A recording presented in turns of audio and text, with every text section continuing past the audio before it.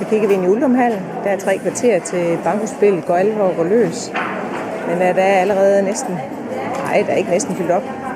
Men der er mange, der sidder rundt omkring allerede og klar og hygger sig. Årligt tilbagevendende her i Vikingefestugen. Og der er også mange frivillige herovre ved kagebordet. Finder vi nogen. Hej Christina.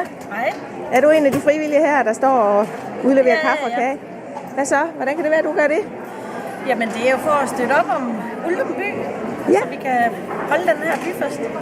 Det lyder godt. Er det noget, du lige har fundet på i år, eller har du gjort det før?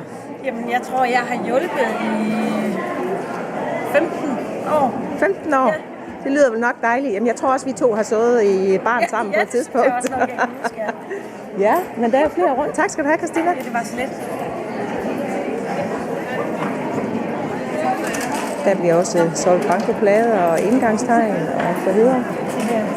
Og så om 3 kvarter, der går det rigtig løs. Nu vil jeg prøve at finde et par stykker, vi kan spørge om, hvordan det er at være her.